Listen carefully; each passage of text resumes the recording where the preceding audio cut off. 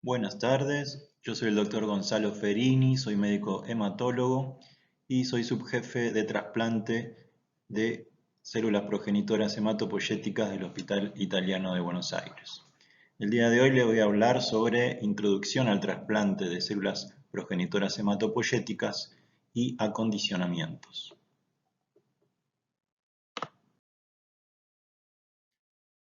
Estos son los objetivos educacionales de la clase: conocer todos los tipos de trasplante de células progenitoras hematopoyéticas, saber sus indicaciones, conocer las fuentes celulares, saber ventajas y desventajas de cada fuente celular, saber cómo realizar una selección del donante, conocer las contraindicaciones para ser donante, saber cómo es la evaluación pretrasplante del paciente, qué score utilizamos en el pretrasplante, conocer las contraindicaciones del trasplante y saber cuándo un paciente está apto para trasplante, entender el impacto del estatus hematológico pretrasplante y saber las intervenciones pretrasplantes que debemos realizar para mejorar los resultados del trasplante.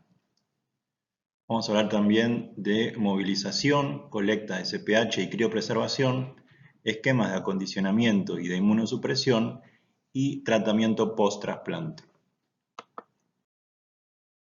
Tipos de trasplante. La primera gran división que podemos hacer es dividirlos en autólogos y halogénicos. Autólogos son los hechos a partir de las propias células del paciente y halogénico a partir de células de un donante. En la curva de la izquierda podemos ver el progresivo aumento en azul de los trasplantes autólogos a lo largo del tiempo y en verde el trasplante halogénico. Vemos que después de la década de los 90 hay una gran disminución de los trasplantes autólogos. Eso se debe a que en esa fecha se dejó de hacer trasplante autólogo para cáncer de mama. En el gráfico de la derecha podemos observar cuáles son las patologías que más se trasplantan, por ejemplo en Estados Unidos en el año 2018. A la cabeza está el mieloma múltiple para trasplante autólogo, es la primera indicación de trasplante autólogo, seguido por el linfoma no Hodgkin y el linfoma Hodgkin en trasplante autólogo. Con respecto a trasplante halogénico, la primera indicación es la leucemia mieloide aguda, seguido por los síndromes mielodisplásicos y mieloproliferativos y la leucemia linfoblástica aguda. Con respecto a la intensidad del acondicionamiento, podemos dividir a los trasplantes en tres grandes grupos: mieloablativo, no mieloablativo e intensidad reducida. El mieloablativo va a ser el de mayor intensidad y el que va a producir una citopenia irreversible si no infundimos células progenitoras hematopoyéticas después del acondicionamiento. ¿Cuáles son los mieloablativos? Los que tienen, por ejemplo, una dosis de radioterapia corporal total mayor de 8 grays o busulfán a una dosis mayor a 8 miligramos kilo. Por ejemplo, los esquemas con TBI 12 Gray ciclofosfamida y busulfán, puede ser el esquema BUSI con busulfán 4 días y ciclofosfamida. El no mieloablativo va a ser el acondicionamiento que produce una citopenia mínima. Y ejemplos son la radioterapia corporal total 2 grays más fludarabina o fludarabina más ciclofosfamida. Finalmente, los de intensidad reducida son intermedios entre el mieloablativo y el no mieloablativo, van a producir una citopenia prolongada, esto siempre hablando en caso de que no se realice una infusión de progenitores hematopoyético posterior. Y ejemplos son el melfalán a dosis de 140 miligramos metro cuadrado o menor y tiotepa a dosis de 10 miligramos kilo o menor. ¿Cuándo vamos a indicar entonces un acondicionamiento mieloablativo o de intensidad reducida? Tenemos en cuenta varios factores. En primer lugar, la edad. En general, vamos a utilizar acondicionamientos mieloablativos en los jóvenes menores de 45 años y reservamos los de intensidad reducida para mayores de 45 años. Luego tenemos en cuenta las comorbilidades. Por ejemplo, el score de Zorro, que vamos a ver posteriormente. Cuando el score de Zorro es bajo, por ejemplo, en valores de 0, 1 o 2, uno tiende a hacer un trasplante mieloablativo, y en intensidad reducida cuando el score de Zorro es de 3 o más. Luego tenemos en cuenta la enfermedad por la que se va a trasplantar el paciente. Hay enfermedades que uno tiende a hacer siempre trasplante mieloablativo siempre que se pueda. Por ejemplo, las leucemias agudas. Son enfermedades graves, por lo que uno tiende a darle la mayor intensidad del acondicionamiento. Mientras que otras enfermedades, como la leucemia linfática crónica, el mieloma, los linfomas, uno tiende a dar una intensidad reducida. Esto en forma general. Luego tenemos en cuenta el estado de la enfermedad. En un paciente que está en remisión completa, uno puede tender más a dar un acondicionamiento de intensidad reducida, puesto que ya está en remisión completa. Mientras que si el paciente no está en remisión completa, uno debe tender a utilizar un trasplante mieloablativo, o sea, darle mayor intensidad al tratamiento. ¿Cuál tiene mayor riesgo de recaída? Obviamente el de intensidad reducida, porque tiene menos intensidad del tratamiento, pero el riesgo de toxicidad va a ser mayor en el mieloablativo. Esto hace que finalmente la sobrevida global de los acondicionamientos mieloablativos versus intensidad reducida sea similar.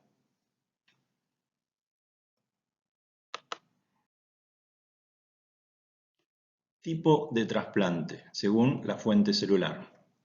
Según la fuente celular, tenemos trasplante de médula ósea, de progenitores hematopoyéticos de sangre periférica o de cordón umbilical. ¿Cuáles son las ventajas y desventajas de cada fuente celular? La médula ósea tiene como ventaja que no requiere catéter, puede colectarse sin filgastrin previo y tiene menos riesgo de enfermedad de injerto contra huésped. Las desventajas son que requiere anestesia general y que el implante de neutrófilos y plaquetas es más lento y hay mayor riesgo de falla de implante, y otra desventaja es la anemia en el donante, ¿sí? Esto es por el volumen que tenemos que extraer de médula ósea. A veces el donante queda con anemia. Respecto a sangre periférica, la ventaja es que no requiere anestesia general, que el implante de neutrófilos y plaquetas es más rápido y hay menos riesgo de falla de implante y de recaída.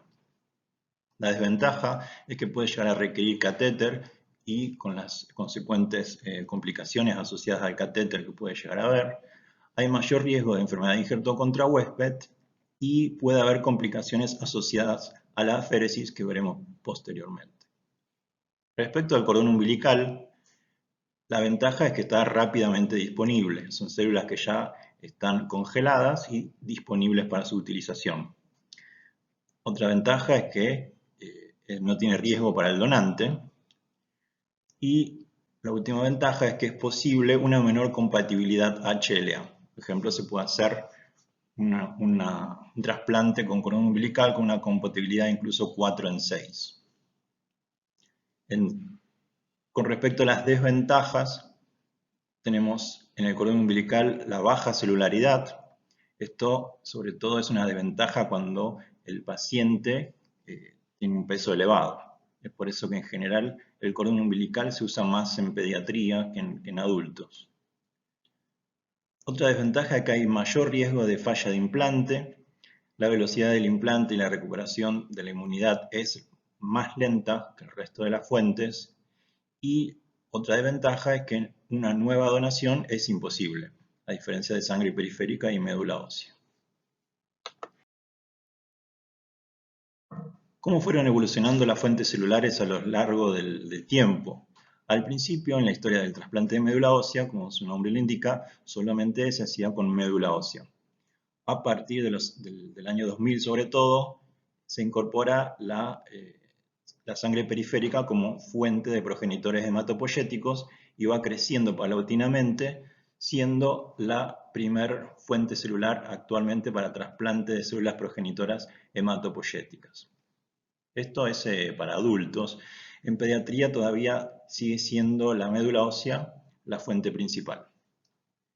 Y bueno, y en naranja vemos cómo fue creciendo a lo largo del tiempo el cordón umbilical, pero en los últimos años vemos una disminución en el número de trasplantes con cordón umbilical, debido sobre todo a un aumento en el trasplante haploidéntico como alternativa al cordón umbilical.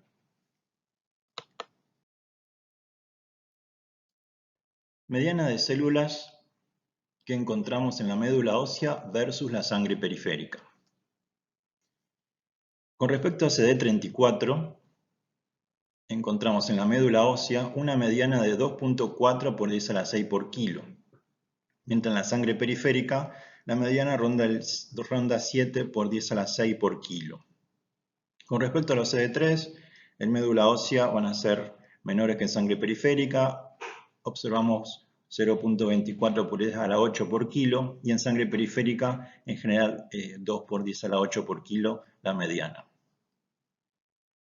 CD19 en médula ósea 15 por 10 a la 6 por kilo y más en sangre periférica 93 por 10 a la 6 por kilo. ¿Cuál es la consecuencia de esta diferente celularidad de la médula ósea versus la sangre periférica? En la médula ósea vamos a tener menos riesgo de enfermedad de injerto contra huésped. ¿Y esto por qué? Porque tenemos menos linfocitos. Hay mayor riesgo de recaída y hay un implante más lento.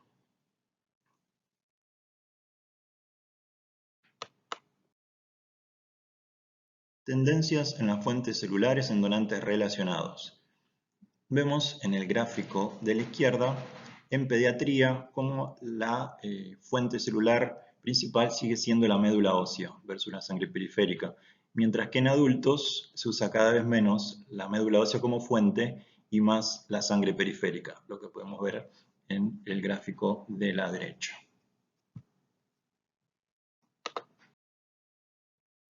Con respecto a fuentes celulares en trasplante no relacionado, es similar a relacionado, solo que acá se agrega el trasplante de cordón umbilical, y lo que vemos con respecto al cordón umbilical es que está en disminución en los últimos años.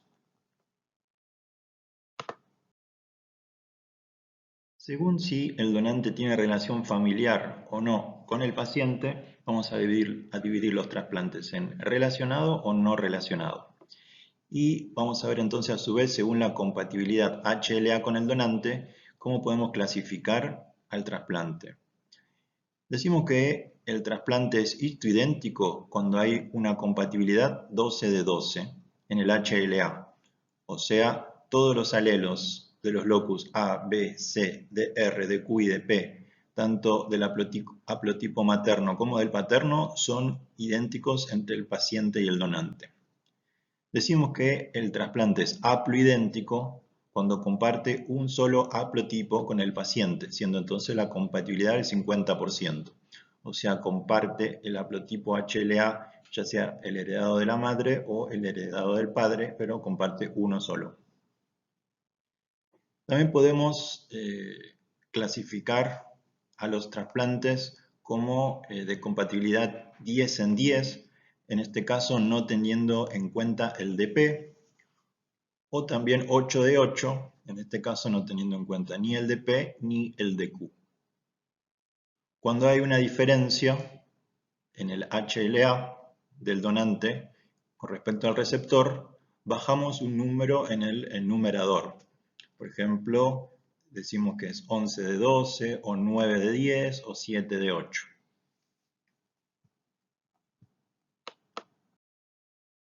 En esta diapositiva podemos ver cómo es la tendencia en el tipo de trasplante a lo largo del tiempo, comparando cordón umbilical, trasplante relacionado histoidéntico, haploidéntico y no relacionado.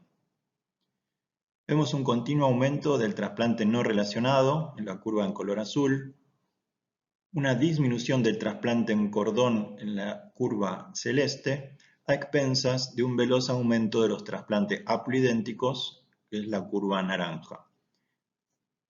Los trasplantes relacionados histoidénticos se mantienen estables en el número en los últimos años.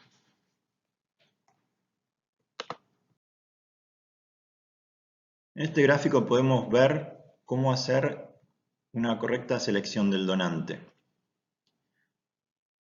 Lo primero que vamos a tener en cuenta para seleccionar el donante es el HLA, priorizando que sea un hermano histoidéntico como primera opción. Si no tenemos un hermano histoidéntico, la segunda mejor opción va a ser un no relacionado compatible HLA 10 en 10.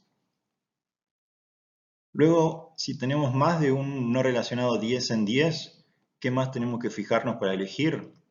Lo próximo que tenemos que fijarnos es la edad del donante, ya que esta va a impactar en la sobrevida del paciente. A menor edad del donante, mejor sobrevida. Lo otro que vamos a fijarnos es el citomegalovirus.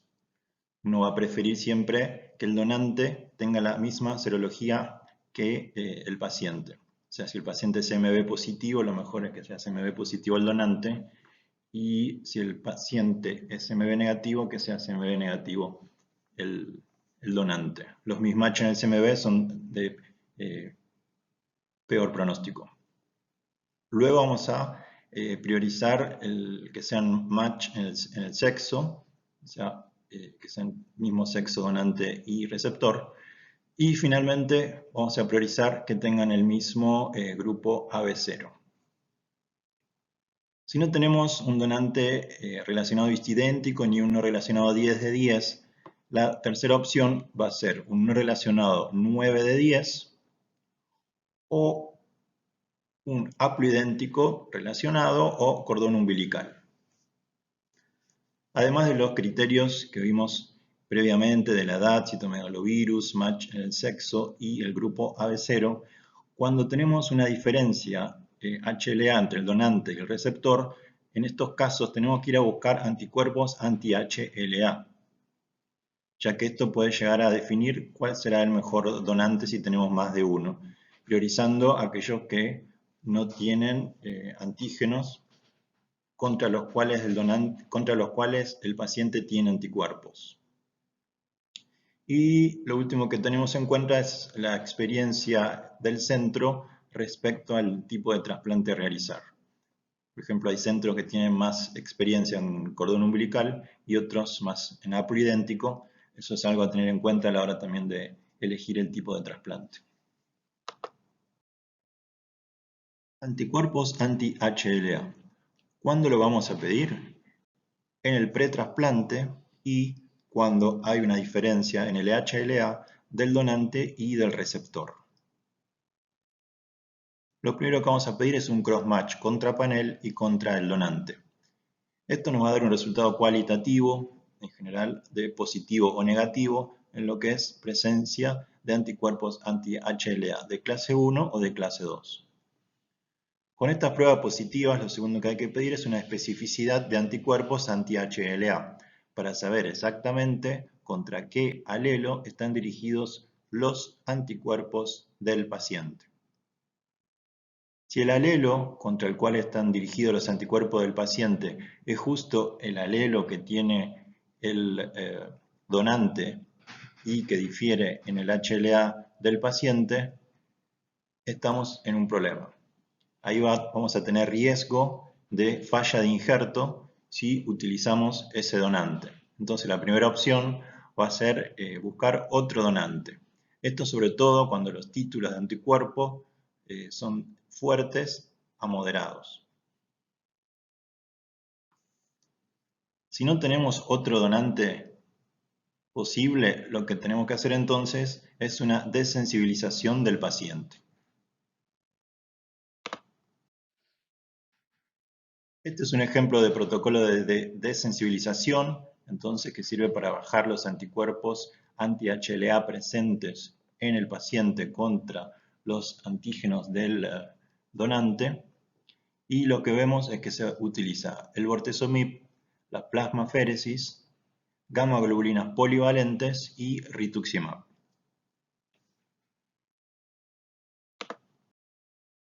Evaluación del médico trasplantólogo. Lo primero que va a ver un médico dedicado a trasplante de médula ósea cuando viene un paciente a consulta es ver si tiene indicación su enfermedad de trasplante de médula ósea. Lo segundo que hacemos es evaluar los riesgos de toxicidad y de recaída, las contraindicaciones y la optimización del tratamiento pretrasplante. Luego tenemos que pensar en la elección del donante, cómo vamos a movilizar, qué fuente vamos a utilizar y el acondicionamiento que vamos a realizar. Finalmente, tenemos que pensar en el tratamiento post-trasplante. ¿Sí? Como ven, el trasplante de médula ósea es una parte más del plan terapéutico del paciente, pero es tan importante el trasplante como el pretrasplante y como el post-trasplante, por lo que el médico que hace trasplante de médula ósea debe abarcar todo el plan terapéutico del paciente para mejorar sus resultados. Entonces, lo primero que hacemos cuando viene un paciente a la consulta de trasplante es ver si tiene indicación o no de trasplante, ¿sí? O sea, si su patología y el estadio de su patología tiene indicación de trasplante. Las guías que tenemos que saber para saber las indicaciones de trasplante son las de la Sociedad de Hematología en su edición 2019, la resolución 414/12 del INCUCAI y las guías del EBMT y de la Sociedad Norteamericana de Trasplante. En estas 4 guías están todas las indicaciones de trasplante de médula ósea. A continuación vamos a ver algunas, pero la lista completa la tienen que estudiar de estas 4 fuentes. Vamos a ver ahora indicaciones de trasplante en mieloma múltiple. Esto está sacado de las guías del EBMT del año pasado. Entonces, en primera línea, para riesgo estándar, lo indicado es hacer trasplante autólogo en primera línea. Eso es lo estándar. Para primera línea alto riesgo, también el trasplante autólogo es lo estándar. Y sobre todo el trasplante en tándem en los pacientes de alto riesgo. ¿Qué quiere decir en tándem? Que hacemos 2 trasplantes autólogos seguidos, separados en general por 3 meses de diferencia. También el EBMT considera estándar el trasplante halogénico en el paciente de alto riesgo. Esto puede ser sobre todo para leucemia de células plasmáticas o citogenéticos de alto riesgo, pero en pacientes jóvenes y sin comorbilidades. Igualmente el trasplante halogénico en mieloma múltiple es visto por la mayoría como ideal hacerlo dentro de un ensayo clínico debido a la alta morbimortalidad que tiene. Con respecto a la recaída, de vuelta tiene lugar el trasplante autólogo, en el caso del mieloma múltiple, ¿sí? Pero acá va a depender del tiempo que pasó respecto al primer trasplante, la indicación.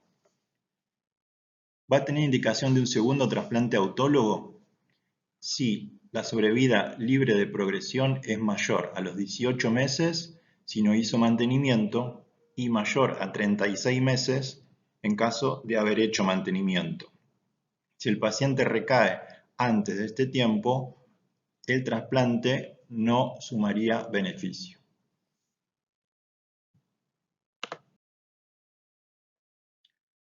Linfoma Hodgkin. ¿Cuáles son las indicaciones de trasplante? En primera línea, no hay indicación de trasplante. En segunda línea, o sea, en la primera recaída y habiendo logrado una quimiosensibilidad en la recaída, ahí es estándar el trasplante autólogo. Si el paciente tiene una segunda recaída post-trasplante autólogo, ahí es estándar el trasplante halogénico. En la enfermedad refractaria, hacer trasplante sería algo a hacer dentro de un ensayo clínico experimental. ¿Qué respuesta tenemos con el trasplante autólogo y con el trasplante halogénico? Entonces, el trasplante autólogo, la indicación es estándar, es en la segunda remisión, no tiene lugar en la primera línea. Si vamos al trasplante autólogo con una enfermedad quimiosensible, La sobrevida a 5 años ronda el 75%, la sobrevida global, y la sobrevida libre de progresión del 50%. O sea, más o menos la mitad de los pacientes logra curarse con trasplante autólogo. Pero si la enfermedad no es quimiosensible, ahí la sobrevida global baja a 30 a 36% a los 5 años y la sobrevida libre de progresión a los 5 años es de 15 a 38%. Respecto al trasplante halogénico, entonces que lo vamos a hacer luego de una recaída a un trasplante autólogo, ahí la sobrevida global para la enfermedad quimiosensible a los 3 años es de 60 a 70% y la sobrevida libre de progresión es de 40 a 50% a los 3 años. De vuelta, de los que recaen a trasplante autólogo, aproximadamente la mitad logra curarse con trasplante halogénico. Eso cuando es la enfermedad quimiosensible. Si es quimiorefractario, ahí la sobrevida global a 3 años baja a 40 a 50% y la sobrevida libre de progresión baja a 20 a 30% a los 3 años. Respecto a la mortalidad relacionada al tratamiento, en el trasplante autólogo está descrito del 0% al 18%, yo diría que lo más común es 0 a 5%, y en el trasplante halogénico la mortalidad relacionada al tratamiento va del 15 al 30%. Linfoma del manto, ¿cuáles son las indicaciones de trasplante? Este sí tiene lugar el trasplante en la primera línea, a diferencia del linfoma de Hodgkin que vimos previamente. Acá sí tiene lugar el trasplante en la primera línea de tratamiento, el trasplante autólogo.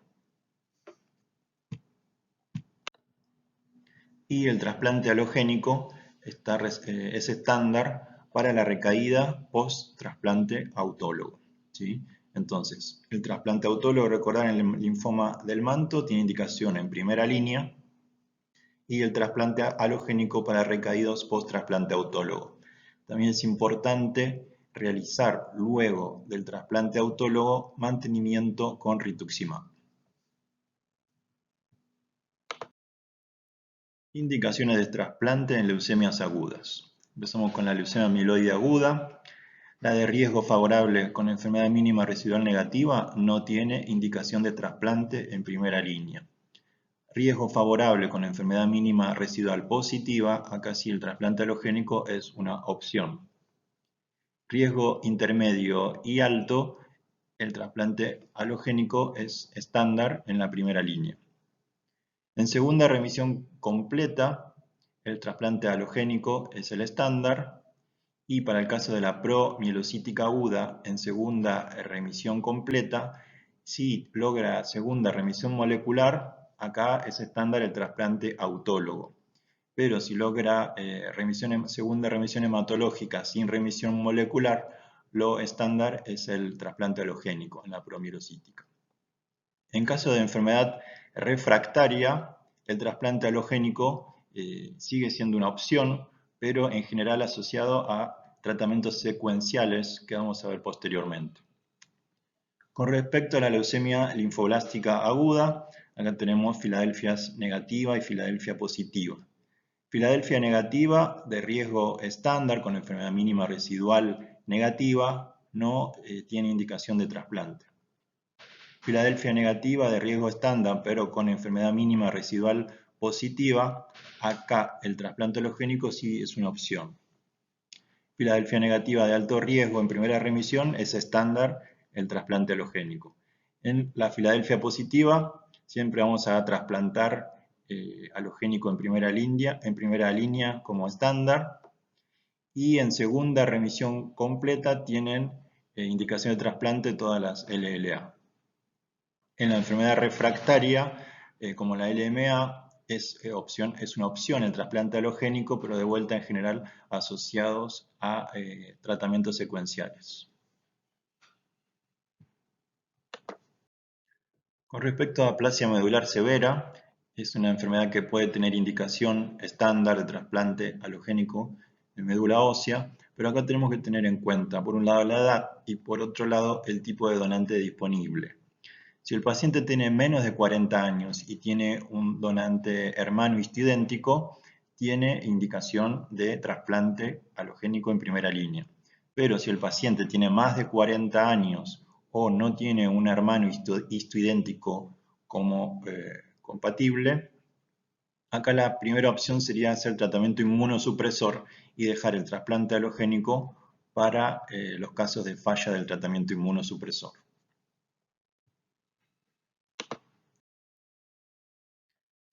Vamos a hablar ahora de cómo es la evaluación pre-trasplante del receptor. Tenemos que hacer un interrogatorio, un examen físico, un laboratorio general, pedir las serologías, PPD para detectar tuberculosis y ver si el paciente tiene que hacer profilaxis con isoniazida, parasitológico, tenemos que pedir una tomografía de pulmón y senos paranasales para ver si el paciente tiene alguna infección latente u otra afectación pulmonar o de senos paranasales. Vamos a pedir un electrocardiograma, difusión de monóxido de carbono, ecocardiografía transtorácica, espirometría, una evaluación hematológica, ¿sí? Ver el estatus hematológico pretrasplante, o sea, si está en remisión completa, parcial, si tiene enfermedad mínima residual negativa, positiva, y vamos a hacer interconsultas con diferentes especialistas, a saber, cardiólogo, neumonólogo, psicólogo, infectólogo, como mínimo. Con todo eso, vamos a ver si el paciente está apto o no para recibir un trasplante de médula ósea. ¿Cuáles son las contraindicaciones para ir a un trasplante de médula ósea? Por un lado, la edad, hay que poner un límite. En el hospital italiano lo pusimos en 75 años. Luego vamos a ver cómo a lo largo del tiempo este límite de edad ha aumentado progresivamente. El embarazo es una contraindicación, como así también la cirrosis y una difusión de monóxido de carbono menor a 40 y o una fracción de eyección del ventrículo izquierdo menor a 40.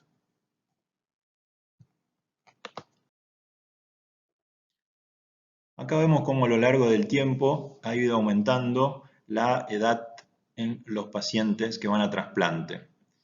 Vemos en naranja a los mayores de 70 años cómo progresivamente han aumentado en los últimos años.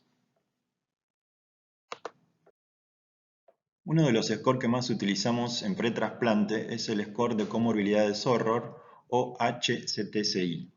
Es un score que tiene en cuenta antecedentes como arritmias, enfermedad coronaria, diabetes, ACV, enfermedad inflamatoria intestinal, problemas psiquiátricos, obesidad, infección, enfermedades reumatológicas, úlcera péptica, y luego tiene en cuenta la función del hígado, del pulmón y del corazón fundamentalmente. También antecedentes de tumores sólidos.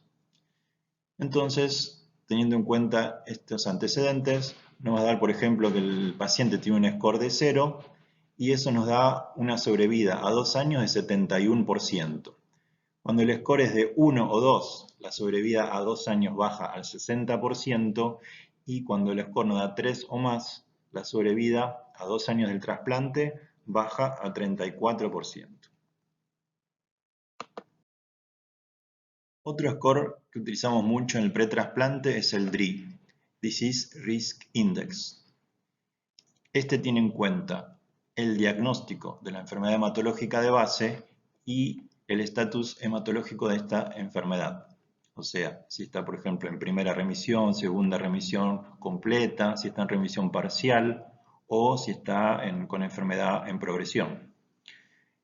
Entonces, la sobrevida a los 4 años varía entre el score bajo, que es de 64% de sobrevida a los 4 años, esto baja a 6% a los 4 años de sobrevida para el muy alto riesgo en el DRI.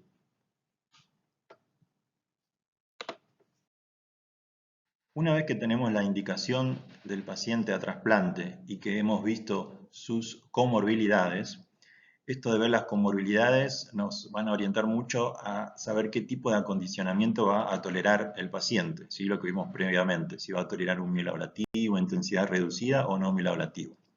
Entonces, una vez que ya sabemos todo esto, tenemos que ir por optimizar el tratamiento pre-trasplante del paciente, porque eso va a impactar en la sobrevida post-trasplante. Entonces, lo que hay que hacer, por ejemplo, es mejorar el estado nutricional del paciente cuando en el pretrasplante para que llegue bien nutrido al trasplante, ¿sí? Acá podemos ver la curva de sobrevida de los pacientes que tienen una albúmina mayor a 30 versus los que tienen una albúmina menor a 30. Y como vemos, la albúmina al llegar a trasplante impacta en la sobrevida. Otro factor que impacta en la sobrevida post-trasplante es la sobrecarga de hierro. Los pacientes que llegan a trasplante con una ferritina mayor de 1000 tienen una menor sobrevida de aquellos pacientes que llegan al trasplante con una ferritina menor a 1000, o sea, sin tanta sobrecarga de hierro. Y estos son dos parámetros que tenemos que actuar a nivel del pretrasplante: quelar de hierro a los pacientes que lo requieren y mejorar el estado nutricional.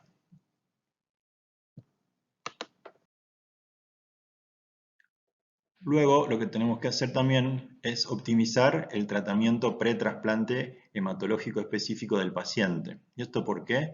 Porque a mejor respuesta pretrasplante, mejor será la sobrevida post-trasplante, ¿sí? El objetivo tiene que ser lograr entonces una enfermedad mínima residual negativa, o al menos una remisión completa hematológica, y lo mínimo que tenemos que lograr es una remisión parcial. Vamos a empezar a ver entonces cómo impacta el estatus hematológico pre-trasplante en la sobrevida post-trasplante. Estos son pacientes con leucemia mieloide aguda y podemos ver en la curva de la izquierda la sobrevida global y cómo los pacientes con la curva azul, con la enfermedad mínima residual negativa, tienen una mucha mejor sobrevida que los pacientes que se trasplantaron con enfermedad activa o enfermedad mínima residual positiva. En la curva de la derecha podemos ver las recaídas, que rondan el 20% para los pacientes con enfermedad mínima residual negativa y llegan al 60% en los pacientes con enfermedad mínima residual positiva, ¿sí? Por lo que la enfermedad mínima residual negativa tiene que ser nuestro objetivo pre-trasplante. Para pacientes con leucemia linfoblástica aguda, CD19 positivos, y que presentan enfermedad mínima residual positiva pretrasplante, actualmente tenemos el blinatumomab como una opción para negativizar esa enfermedad mínima residual positiva y entonces mejorar la respuesta post-trasplante.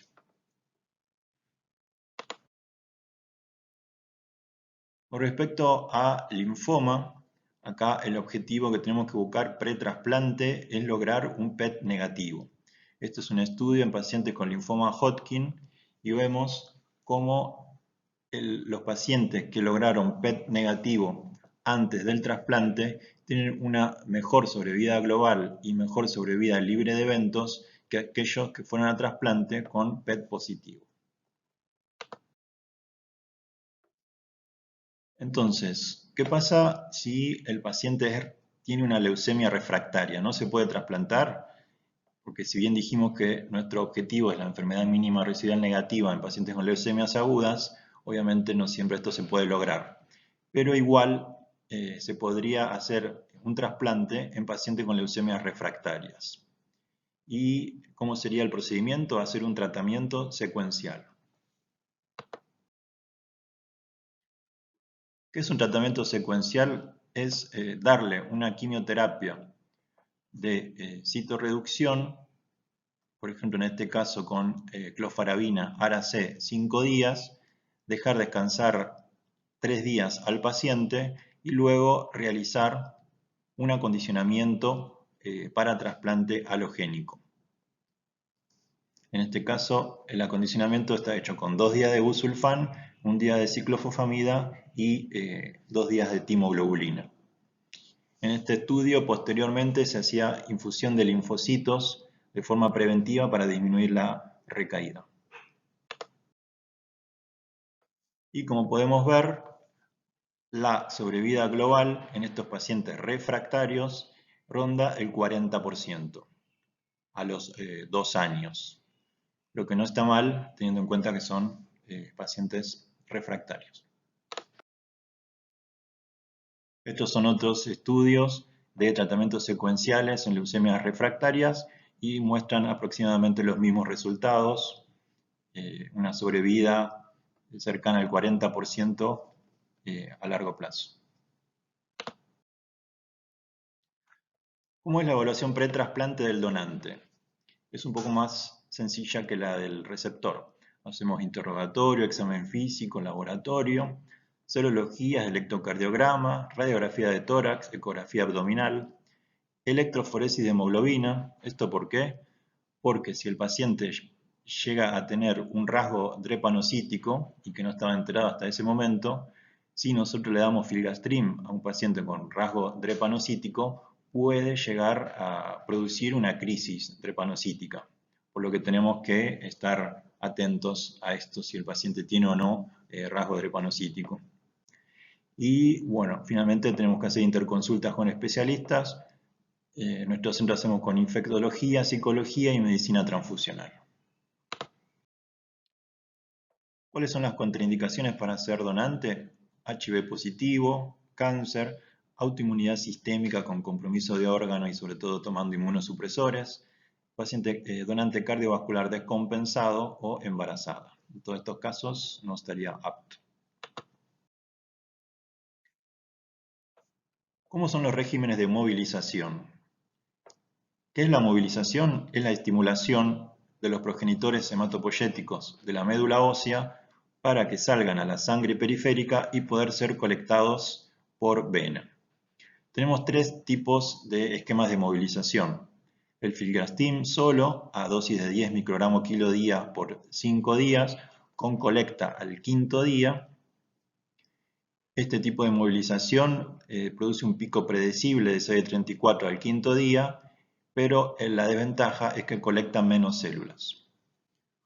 Otro esquema de movilización es utilizar la quimioterapia de la enfermedad de base, como por ejemplo puede ser un DAP, un SHAP, un linfoma, o utilizar una quimioterapia solo con fines de movilización. En este caso se usa la ciclofosfamida a dosis de 2 a 4 gramos por metro cuadrado, y en ambos casos luego se sigue con filgastrim a dosis de 5 microgramos kilo día. Estos esquemas producen una mayor colecta de células. La desventaja es que tienen mayor toxicidad, pero otra ventaja es que tienen acción antitumoral. Finalmente, el último esquema de movilización posible es hacer filgastrim a dosis de 10 microgramos kilo día por 5 días, con plerixafor al día cuarto, a dosis de 0,24 miligramos por kilo, administrado de forma subcutánea 11 horas antes de la féresis que se realiza el 5.º día. Este esquema es el más efectivo de todos, rara vez falla la movilización con este esquema. El problema es el alto costo económico del plerixafor. Esto para que tengan idea de cómo es la curva de CD34. Este es ejemplo de movilización post-quimioterapia seguido de filgastrim. En el cuadro de la derecha tienen de qué quimioterapia estamos hablando, cuándo se debe iniciar el filgastrim y el día en que esperamos aumenten los CD34. En las curvas lo que vemos es en amarillo, en la curva amarilla, vemos la curva de CD34. ¿Sí? Como ven, empiezan a aumentar a partir del día 10, están en el pico aproximadamente a las 2 semanas de la quimioterapia y luego rápidamente bajan. ¿Sí? A diferencia de los neutrófilos que seguirán aumentando y manteniéndose mientras continuemos con el filgastrim. Las CD34 no van a continuar y manteniéndose, sino que tienen esta curva de que primero suben, a partir del día 10 llegan al pico aproximado del día 12, 14 y luego bajan. Acá vemos cómo produce la movilización el plerixafor y el filgrastim. ¿Sí? El plerixafor, a la derecha, lo que vemos es que produce una inhibición entre el CDF1-alfa del estroma y el CXCR4 de la célula CD34. liberando entonces la célula CD34. Y el filgastrim también inhibe esta unión, pero a través de la liberación de proteasas por los neutrófilos. Medición de CD34 en sangre periférica. Esto nos va a ser útil para saber si el paciente está en condiciones óptimas de ir a la féresis o no. Si el conteo nos da más de 20 células CD34 por microlitro en sangre periférica, decimos que está en condiciones óptimas para ir a la féresis. Si nos da menos de 10 por microlitro, sabemos que no vamos a llegar a tener un buen producto con la féresis y que debemos entonces indicarle plerixafor al paciente. Si el conteo está en el medio, o sea, entre 10 y 20, ahí va a ser dinámico. Podemos optar por darle plerixafor para mejorar la movilización o continuar con filgastrim a la misma dosis o mayor dosis y hacer la aféresis al día siguiente. ¿Cuáles son los factores de riesgo de fracaso de la movilización? Bueno, que el paciente donante sea mayor a 60 años, haber recibido mucha quimioterapia y radioterapia previa. Por esto es importante que los pacientes que van a ir a trasplante autólogo se colecten lo antes posible. Por ejemplo, en pacientes con mieloma múltiple, tratados en primera línea con lenalidomida, que sabemos que la lenalidomida después no va a interferir en la colecta de células.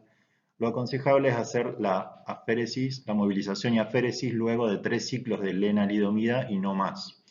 Hacer la colecta y después el paciente igual puede seguir con sus ciclos de inducción.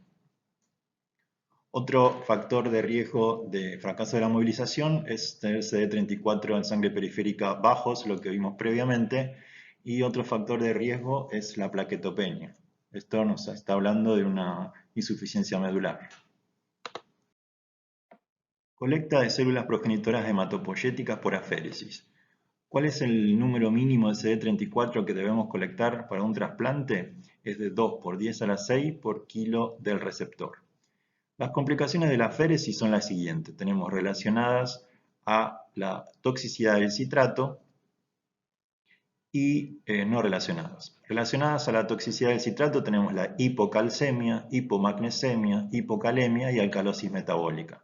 No relacionadas a toxicidad del citrato, la plaquetopenia, la hipovolemia y complicaciones del catéter central. Igualmente no siempre es necesario colocar un catéter central, muchas veces se puede hacer por un simple catéter periférico. Colecta de CPH por extracción de médula ósea. Esta requiere anestesia general, se extraen hasta 20 mililitros de médula ósea por kilo del donante. Puede producir anemia entonces y dolor en el sitio de punción. La celularidad mínima requerida es de células nucleadas 3 por 10 a la 8 por kilo y el CD34 2 por 10 a la 6 por kilo. Criopreservación de células progenitoras hematopoyéticas. ¿A qué se refiere esto? Al congelamiento de dichas células para su posterior utilización. Para la criopreservación de células progenitoras hematopoyéticas se usa el dimetilsulfóxido al 10%. Esto va a proteger a las células de la formación de cristales de hielo que destruirían la célula. Una vez que ponemos el dimetilsulfóxido con las células, entonces vamos a ir a congelar el producto. Esto se congela y se guardan en vapor de nitrógeno a menos 150 o menos 180 grados o en un freezer mecánico, en este caso llega a menos 80 grados. La toxicidad del dimetilsulfóxido al momento de infundir es la siguiente. Puede producir prurito, rash, febrícula, sensación de calor, taquicardia, hipertensión arterial, disgeusia, náuseas, vómitos y, como más grave, convulsiones y arritmias. Todo esto podemos disminuir su frecuencia si infundimos menos de 1 mililitro por kilo por día, ¿sí?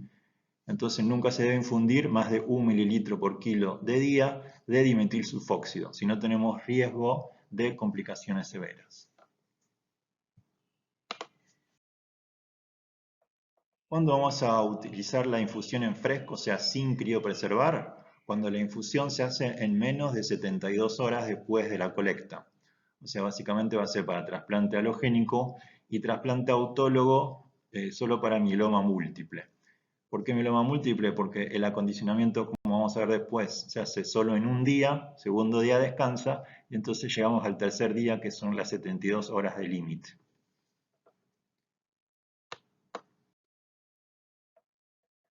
Manipulación del producto celular ante incompatibilidad AVO.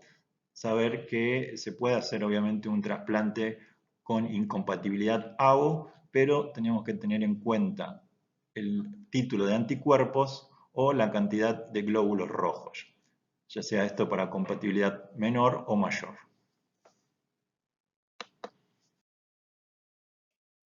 Vamos a hablar de acondicionamientos. Tenemos que tener en cuenta que si damos una dosis baja de acondicionamiento va a haber riesgo de recaída de la enfermedad de base y de falla de injerto, y si damos una dosis excesiva para el paciente hay riesgo de toxicidad. Entonces tenemos que dar una dosis óptima para cada paciente. Vamos a ver ahora los acondicionamientos más frecuentemente utilizados. Tenemos el Melphalan a dosis de 200 miligramos metro cuadrado. Se utiliza para trasplante autólogo en mieloma múltiple o amiloidosis. Se puede dar en un solo día, pasa en media hora, en el día -2, en el día -1 reposo y el día 0 ya podemos infundir las células. ¿Sí? Durante la infusión del Melphalan solemos dar crioterapia para que la quimioterapia no vaya a la boca del paciente y de esa manera disminuir el riesgo de mucositis severa. Recordar que cuando hay insuficiencia renal, clines menos de 30, debe disminuirse la dosis a 140 miligramos por metro cuadrado.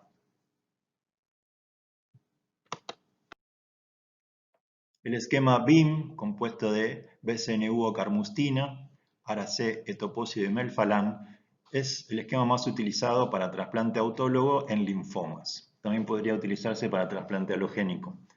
En caso de un linfoma del sistema nervioso central, el esquema más eficaz es el tiotepa más la carmustina, porque son dos drogas que entran bien en el sistema nervioso central.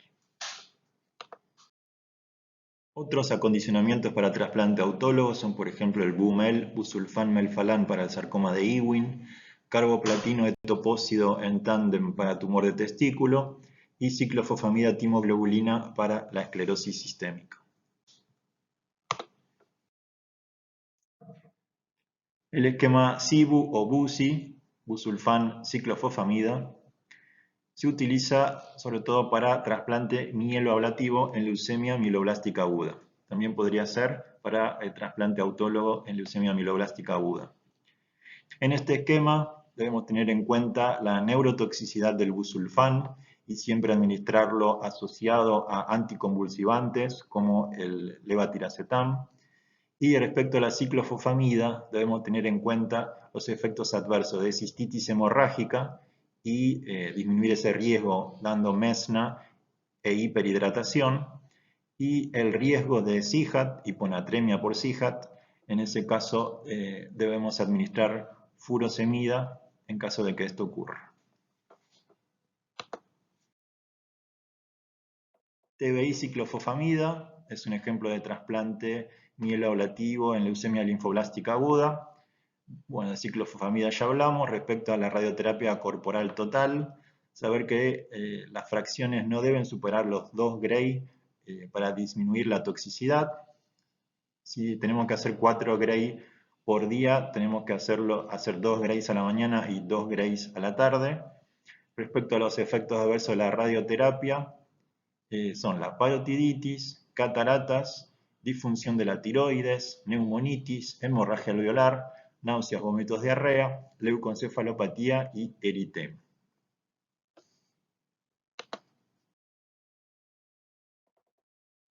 Estos son otros esquemas de acondicionamiento. Tenemos el busulfán fludarabina, que busulfán podemos hacer 4, 3 o 2 días, yendo entonces de un trasplante mieloablativo a uno de intensidad reducida. Flumel, fludarabina melphalan, se considera de intensidad reducida, y el Flusi, fludarabina ciclofosfamida, se considera no mieloablativo.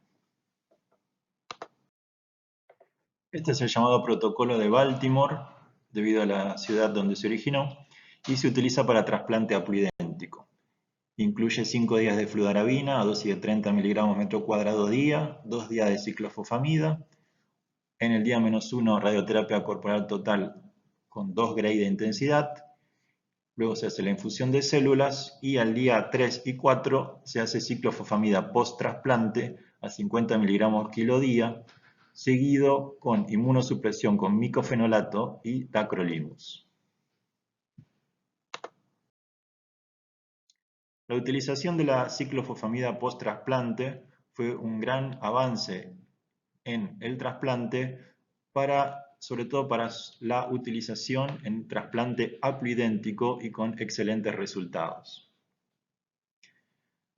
Lo que hace la ciclofosfamida, administrada en el día 3 y 4 post-trasplante, es eliminar los linfocitos T del donante más aloreactivos y que producirían enfermedad de injerto contra huésped en el receptor.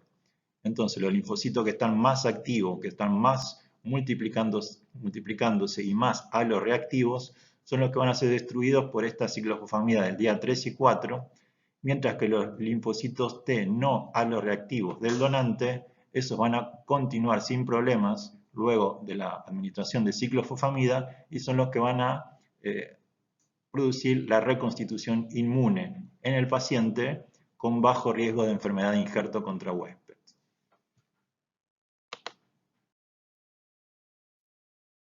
Timoglobulina o globulina antitimocítica es otra droga que frecuentemente utilizamos en trasplante. Saber que son inmunoglobulinas policlonales contra antígenos presentes fundamentalmente en los linfocitos T y B, pero también presentes en las células NK, neutrófilos y plaquetas, por lo que puede producir entonces también neutropenia y plaquetopenia. Es un potente inmunosupresor, disminuye el riesgo de falla del injerto y de injerto contra huésped, pero aumenta el riesgo de infecciones. La dosis habitual es de 5 miligramos kilo dividida en 2 a 3 días. Se debe administrar como mínimo en 6 horas y con premedicación con corticoides, Benadryl y paracetamol.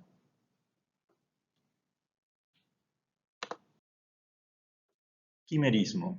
¿Qué es el quimerismo? Es la coexistencia en un mismo organismo de poblaciones originarias de dos individuos genéticamente diferentes. Los objetivos del quimerismo es establecer la presencia o ausencia de células del paciente o del receptor luego del trasplante de células progenitoras hematopoyéticas. Ayuda a confirmar el correcto injerto.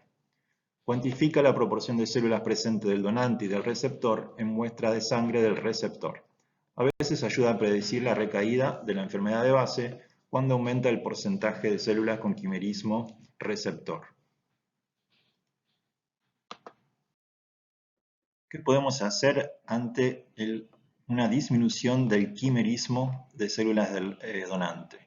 Podemos modificar la inmunosupresión y la otra opción es infundir linfocitos del donante, ¿sí? La infusión de linfocitos del donante entonces va a aumentar el quimerismo donante.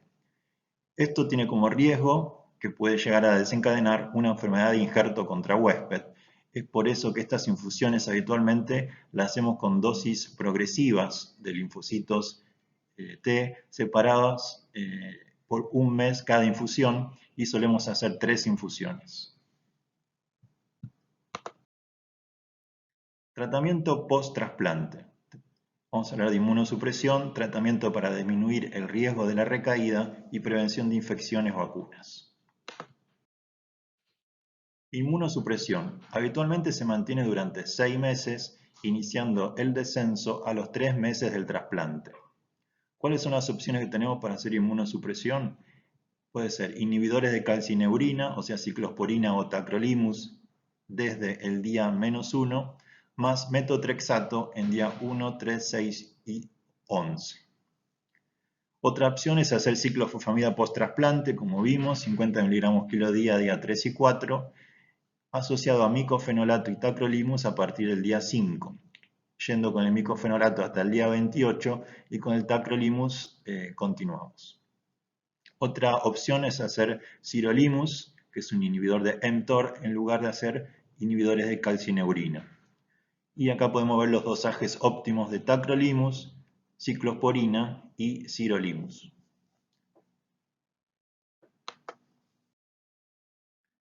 Es importante saber que la recaída de la enfermedad de base es la primera causa de mortalidad del trasplante autólogo. Por eso, siempre que se pueda, es necesario hacer un tratamiento post-trasplante.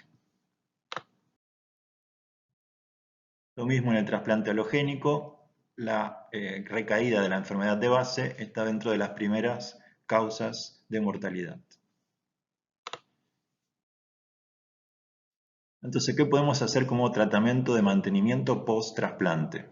Post-trasplante en el mieloma múltiple, post-trasplante autólogo, debemos hacer un mantenimiento, ya sea con lenalidomida a dosis de 10 miligramos día en los días 1 a 21 sobre 28 días, o podemos hacer bortezomib. En el linfoma Hodgkin podemos hacer brentuximab, 1,8 miligramos kilo cada 3 semanas y por 16 dosis, esto según el protocolo del trial AITERA, donde la indicación sería exactamente refractarios a la primera línea, recaída antes del año de la primera línea y o localización extranodal. Respecto del linfoma del manto, debemos hacer rituximab, 370 miligramos metro cuadrado cada 2 meses por 3 años, según el protocolo Trial Lima. Mantenimiento post-trasplante en leucemia linfoblástica aguda Filadelfia positiva, debemos utilizar inhibidores de tirosinquinasa de forma profiláctica o preventiva. Profiláctica quiere decir que los utilizamos en todos, y preventiva que vamos viendo según la enfermedad mínima residual. En leucemia mieloblástica aguda FLT3 positiva podemos usar sorafenib a dosis de 200 a 400 miligramos cada 12 horas y por 2 años, según el estudio SORMAIN. Y en LMA y síndrome mielodisplásico está la opción de utilizar en mantenimiento Vidasa 32 miligramos metro cuadrado a día por 5 días. Estas son las vacunas. Recordar que post-trasplante debemos dar vacunas porque se puede perder la inmunidad. Los pacientes post-trasplante, tanto autólogo como halogénico, deben considerarse como nunca vacunados. Las vacunas a virus vivo están contraindicadas antes de los 2 años del trasplante o en caso de enfermedad de injerto contra huésped o toma de inmunosupresores. Como conclusión, me gustaría que se lleven el concepto de que el trasplante es solo una parte más del plan terapéutico global del paciente, siendo el pretrasplante y el posttrasplante tan importante como el trasplante en sí. En el pretrasplante es importante que el paciente sea bien nutrido, porque como vimos, si el paciente llega con una albúmina baja y desnutrido al trasplante, esto va a tener un peor pronóstico. De la misma forma, en el pretrasplante se debe realizar la quelación del hierro si el paciente tiene sobrecarga de hierro, y también se debe optimizar el tratamiento hematológico pretrasplante, porque como vimos, los pacientes que tienen enfermedad mínima residual negativa y o PET negativo pretrasplante tienen unos mejores resultados post-trasplante que los que tienen enfermedad mínima residual positiva y o PET positivo. Respecto al post-trasplante, recordar también que es muy importante el tema del mantenimiento cuando hay indicación para obtener mejores resultados.